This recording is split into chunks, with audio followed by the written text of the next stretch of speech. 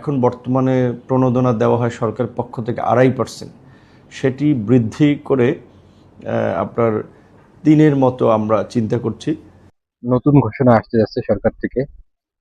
প্রবাসী কল্যাণ মন্ত্রী নুরুল হোসেন নূর, প্রতিমন্ত্রী, উনি বলেছেন যে যেটা 2.5% প্রণোদনা দেওয়া হয় ব্যাংকিং চ্যানেলের মাধ্যমে টাকা পাঠালে, রেমিটেন্স পাঠালে বিদেশ থেকে, সেটা 3% করা হবে। খুবই ভালো একটা কথা, আপনাদেরকে ওয়েলকাম। আমরাও এটা আশা ব্যক্ত করি যে প্রবাসীর কষ্টের টাকাটা ভালোভাবে পৌঁছাক ব্যাংকিং চ্যানেলের মাধ্যমে, এবং সবাইকে উদ্বুদ্ধ করার জন্য এই প্রস্তুতিটা খুবই ভালো লাগলো আমাদের মাঝে।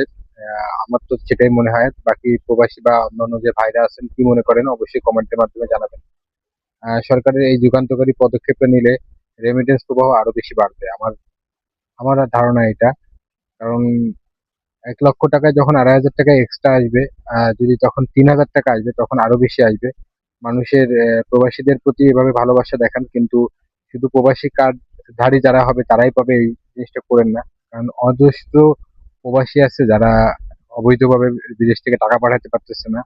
আম, সকল সুবিধা তাদের জন্য ব্যবস্থা রাখেন, অন্যান্য দিক থেকে যেন সুবিধাটা পায়, সবখানে যেন প্রবাসীরা একটা মূল্য পায়, সেটা আপনাদের কাছে দাবি।